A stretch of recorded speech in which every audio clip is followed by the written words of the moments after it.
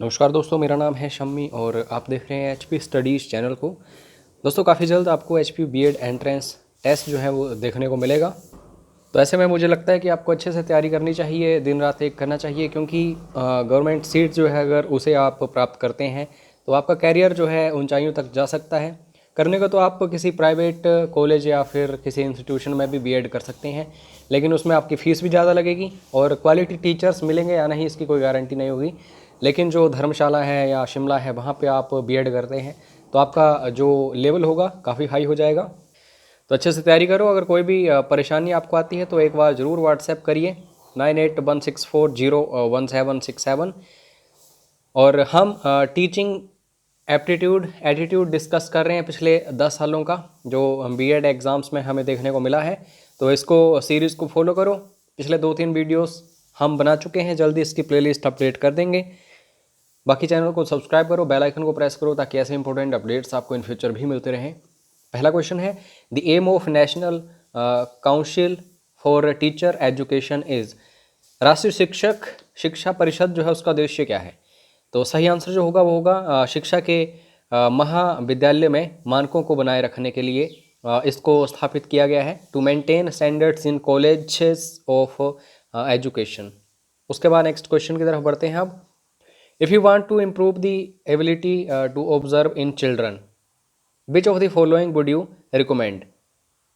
अगर एबिलिटी जो है उसको इम्प्रूव करना है कि जो चिल्ड्रंस हैं उनको ऑब्ज़र्व करना है, तो इसके लिए आप क्या चीज़ जो है उसे रिकमेंड करेंगे? तो यह है दोस्तों ट्रेनिंग मेंटल फैकल्टीज़। तो डी ऑप्शन सही है। अब हिंदी में पढ़ लेते हैं इसको।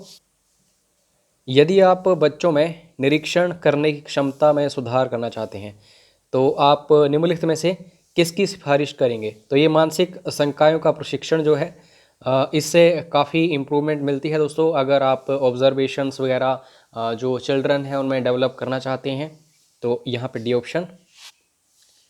Y is learning by doing important? तो कुछ करने से अगर आप कुछ सीख रहे हैं तो ये महत्वपूर्ण क्यों है? क्योंकि दोस्तों ये किस चीज़ को डेवलप करता है? ये इंटरेस्ट को जो बच्चे हैं उनमें डेवलप करता है। यह बच्चों में रुचि विकसित करता है। तो करके सीखना मतलब प्रैक्टिकल।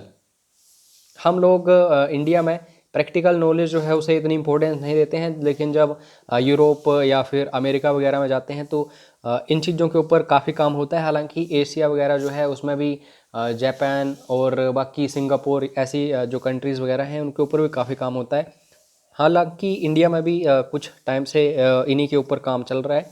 तो लर्निंग बाय डूइंग जो है ये बहुत इंपॉर्टेंट है बच्चों में। उसके बाद नेक्स्ट क्वेश्चन है, what is the importance of having developed senses? इंद्रियों के विकसित होने का क्या महत्व है?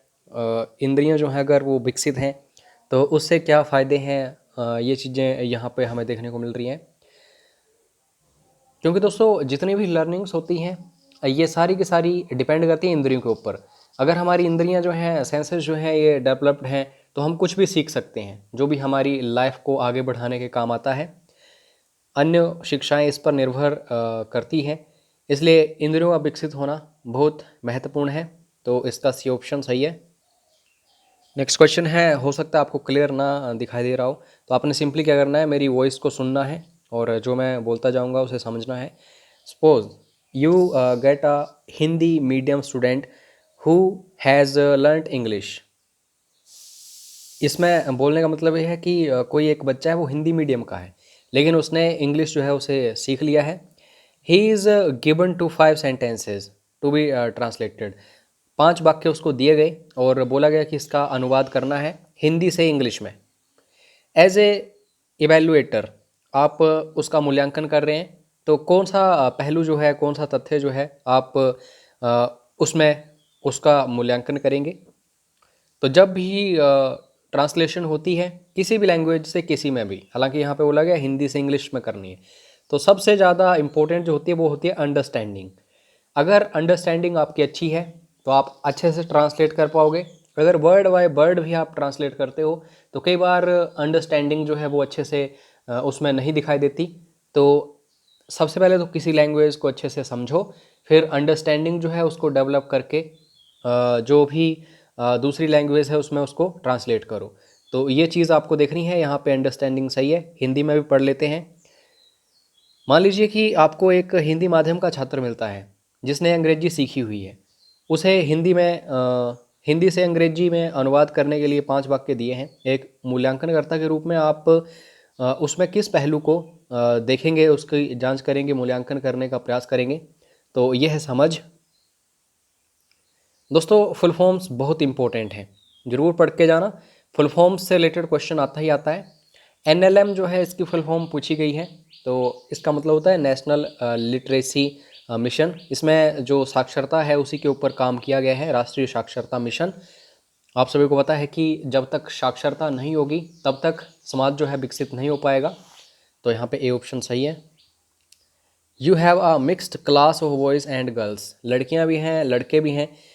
विच method would you adopt to improve cooperation between them, अगर उनमें कोऑपरेशन आपको बनाना है तो आप कौन सा मेथड यूज़ करेंगे। Setting task which have to be done together. तो हम लोग बचपन से ये देखते आ रहे हैं कि स्कूल्स वगैरह में क्या होता था, हालांकि आज के टाइम में तो काफ़ी इम्प्रूवमेंट हो गई है। लड़कियों को अलग से ग्रुप में डिवाइड कर दिया जाता था और लड़कों को अलग से ग्रुप में डिवाइड कर दिया जाता था। तो यही बचपन से लेके जब तक वो बड़े नहीं हो गए यही सिलसिला चलता रहा। तो ऐसे में दोस्तों इंडिया में जो इनक्वालिटी है, जेंडर इनक्वालिटी, वो बढ़ती गई। लड़कों का अलग से काम करने का जो तरीका है वो डेवलप होता गया, लड़कियों का अलग से। तो इसी के चलते इंडिया में काफ़ी इनक्वालिटी है। तो इस चीज़ के ऊपर अभी काफ़ी काम हो रहा है। Setting task which have to be done together, मतलब उन कार्यों को निर्धारित करना चाहिए जिनसे वो साथ में काम कर सकें। तो ये वाला मेथड जो है काफ़ी इम्पोर्टेंट है अगर हमें कोऑपरेशन जो है इम्प्रूव करना है गर्ल्स में, बॉयज़ में। ठीक है। Next question, you are training in public speaking and debate. Public speaking का मतलब होता है जैसे कि सपोज करो कि आप किसी को मोटिवेट कर रहे हैं। जैसे अगर सपोज करो कि मैं किसी एक पर्टिकुलर सिटी में जाऊं, धर्मशाला चला जाऊं, शिमला चला जाऊं और वहाँ पे काफ़ी सारे स्टूडेंट्स जो हैं उन्हें मोटिवेट करूं कि आपको सरकारी नौकरी की तैयारी करनी चाहिए, कैसे आप तैयारी करोगे, कैसे मैंने एग्ज़ाम्स क्रैक किया, आप भी कैसे कर सकते हो। तो वो हो गई पब्लिक स्पीकिंग। और डिबेट वो होती है जिसमें हम पार्टिकुलर किसी टॉपिक के ऊपर तर्क देने की कोशिश करते हैं। ठीक है, ओपोजिशन भी होती है और काफ़ी चीज़ें होती हैं उसमें। Which of the following characteristics can you not except to develop. तो कौन सी कैरेक्टरिस्टिक जो है वो डेवलप नहीं होगी, ये यहाँ पे बोला जा रहा है। तो अगर पब्लिक स्पीकिंग में कोई जाएगा या डिबेट में जाएगा तो जो विकसित नहीं होगी चीज़ वो है कंट्रोल ओवर इमोशंस। क्योंकि डिबेट्स में आप न्यूज़ चैनल्स वगैरह देखना, ठीक है, वहाँ पे जब डिबेट्स होती हैं तो धर्म के बारे में ऐसी टिप्पणियाँ कर देते हैं वो जो डिबेटीज़ होते हैं। या फिर अगर सपोज करो कि कोई ऐसा दल है, महिलाएं हैं या कोई ऐसा वर्ग है जो पिछड़ा हुआ है, तो वहाँ पे काफ़ी ऐसी बातें निकल के सामने आ जाती हैं जो कि करनी नहीं होती हैं वहाँ पे। तो इमोशंस के ऊपर कंट्रोल वहाँ पे काफ़ी मुश्किल होता है। आप सार्वजनिक बोलने और वाद विवाद का प्रशिक्षण ले रहे हैं, आप निम्न में से किस विशेषता के विकसित होने की आशा नहीं कर सकते हैं। तो यह है दोस्तों भावनाओं पर नियंत्रण, बी ऑप्शन बिल्कुल सही है। Next question, but advantages do objective type test have over essay test. निबंध परीक्षणों की तुलना में वस्तुनिष्ठ प्रकार के परीक्षणों का क्या लाभ है। अच्छा, होता क्या है, हम बचपन में स्कूल वगैरह में पढ़े हैं तो हमने क्या देखा है। हालांकि आजकल स्कूल्स में भी जो एमसीक्यूज़ हैं ऐड कर दिए गए हैं, लेकिन काफ़ी पहले ऐसा नहीं होता था, लिखना पड़ता था। ऐसे टेस्ट उनको बोलते हैं। तो उनमें काफ़ी परेशानियाँ स्टूडेंट्स को झेलनी पड़ती थी आगे जाके भी, लॉन्ग टर्म के लिए भी। लेकिन बाद में फिर एमसीक्यूज़ जो हैं उन्हें भी डेवलप किया गया। तो एमसीक्यूज़ क्यों लाए गए, मतलब कंपैरिजन जब किया गया तो एमसीक्यूज़ जो हैं क्यों कामयाब हुए। The sampling content can be wider. इसका मतलब ये है कि अगर आप कुछ लिख रहे हैं, एग्ज़ाम में लिख रहे हैं, तो आपकी सोच जो है, आपका दायरा जो है छोटा हो सकता है। लेकिन जब एमसीक्यूज़ आएंगे तो आपका दायरा बहुत बड़ा हो जाता है। सपोज करो कि एक बुक आपको पढ़ने को दी और बोला गया कि उसमें से टेस्ट होगा आपका एस्से बेस्ड, लिखना पड़ेगा आपको। तो आप उसको बार बार रिवाइज करेंगे, बार बार रिवाइज करेंगे, तब जाके आप कुछ लिखने के काबिल बनेंगे। लेकिन एमसीक्यूज पूछे जाएंगे एग्ज़ाम में, अगर आपने एक बार भी पढ़ा होगा उसको, तो भी आप जब ऑप्शंस देखेंगे तो आपको आसानी से याद आ जाएगी कि हाँ ये आंसर है। तो कम टाइम में आप कोई एक बुक कवर कर सकते हैं एमसीक्यूज़ के लिए। जितने टाइम में ऐसे टेस्ट जो होते हैं, एक बुक आप तैयार करोगे, एमसीक्यूज़ के लिए आप कम से कम 10 बुक्स तैयार कर लोगे। तो ये चीज़ होती है, सैम्पलिंग कंटेंट जो है ये बड़ा हो जाता है, व्यापक हो जाता है। अभी लास्ट क्वेश्चन है और इसका आंसर आपको कमेंट बॉक्स में करना है, मैं आंसर नहीं बताऊंगा। The most important indicator of the quality of education in a school is. एक स्कूल में शिक्षा की गुणवत्ता का सबसे महत्वपूर्ण संकेतक है। तो आंसर करिए इसका फटाफट, मैं वेट कर रहा हूँ आप सभी के कमेंट्स का।